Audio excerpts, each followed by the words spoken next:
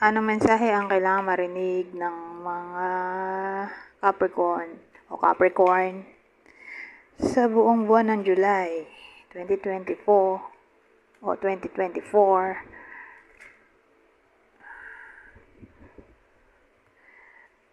Oh, ano to? May Three of Swords tayo. Ito maganda. Ito nangyayari na to. Broken hearted. Yung iba sa inyo in pain, sad. O sabihin natin nagkaroon ng cheating. Kasi Three of Swords ay pwede rin cheating. Parang separation due to cheating. Ngayon, dahil may Wheel of Fortune tayo dito. So, parang may luck, fortune, blessing na maaaring mangyari. Kumbaga, compass kasi yan, di ba? Ayun, laki ng compass. So, pag compass, pwede rin siyang may kinalaman sa change of direction. So, sabihin natin sad ka nga. O, sad yung iba sa inyo. May iba na yon. Okay? Kasi, alam ko, Wheel of Fortune ay pwede rin may kinalaman sa happiness. Kasi Jupiter yan eh.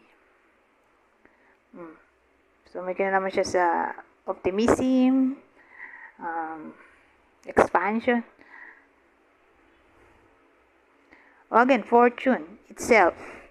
Kaya siya Jupiter. May correlation sa Wheel of Fortune.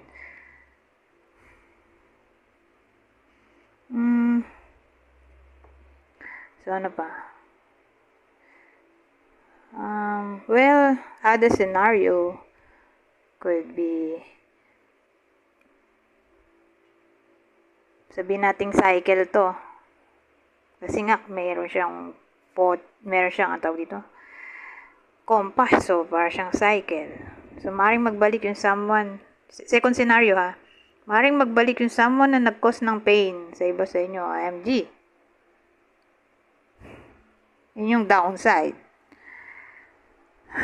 Ngayon, sabihin natin sino yung tatamaan ng reading na to. Sabihin natin may Capricorn na in pain. Ngayon, sabihin natin karelasyon, kasi yun naman talaga ang topic natin, career at love life. So, sabihin natin may Capricorn na sad ngayon. Ito yung ex niya, okay? Kung ito yung ex niya, yung sasabihin ko mamaya, don't worry kasi magiging masaya na siya. May blessing na paparating. O may blessing na matatanggap yung Capricorn na to. So, sino yung ex? Isa sa earth sign. Taurus, Virgo, Capricorn. Ngayon, para naman dun sa sino yung magbabalik na someone, whether in a relationship o single, yung iba sa inyo. Sino yung someone na someone na paparating na nag-cause ng pain sa iba sa inyo. Kasi mukhang may magbabalik nga. Someone na parang enemy. O ayaw nyo na makita, OMG. Leo. So, Leo yon. Ngayon,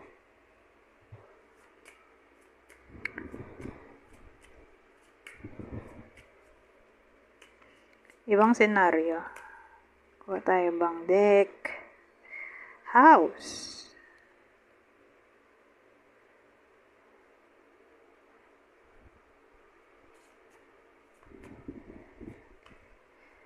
Child. Ano naman to? Child, house. House, child.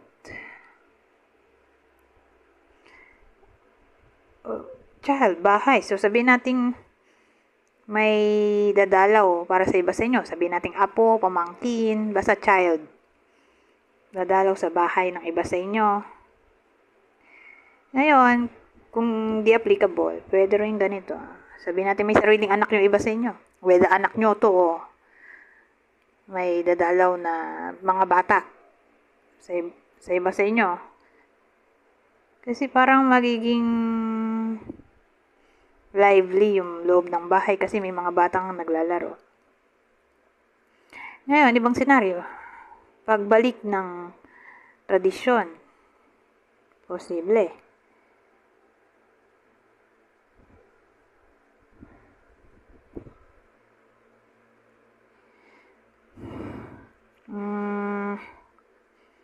Pagbalik ng stability. Ito, beginning stability. Sabihin natin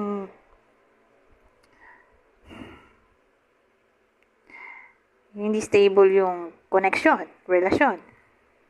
So, may new beginning tayo dito.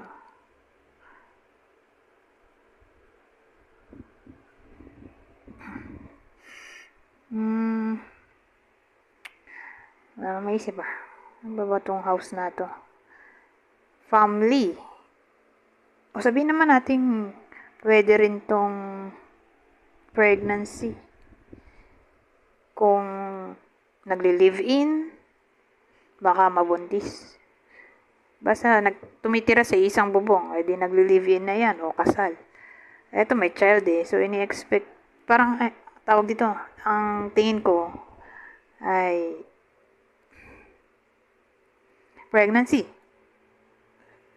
So, whether in-expect nyo to o hindi, beware. Okay, sa possibility ng pregnancy o whether yung buntis na mga anak na.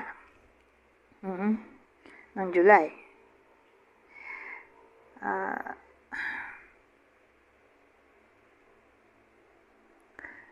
Dadalaw yung landlord ng iba sa inyo kung naninirahan sa naninirahan sa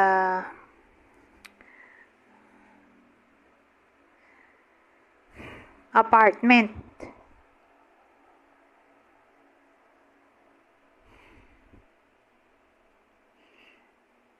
Pwede rin makabenta ng bahay lupa yung iba sa inyo kung real estate agent, makabenta ng bahay, apartment.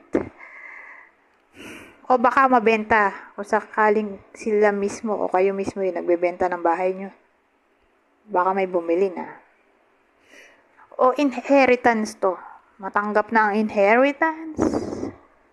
Pension.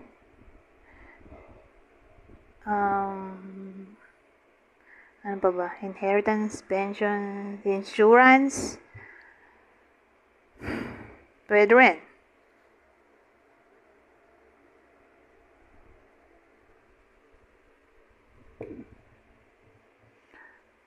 Relocation. Pwede rin. Ngayon, wala nang maisip kasi. Ang hirap ng combination. Kuha tayo ng Oracle deck. Oh, self-love daw. Oh.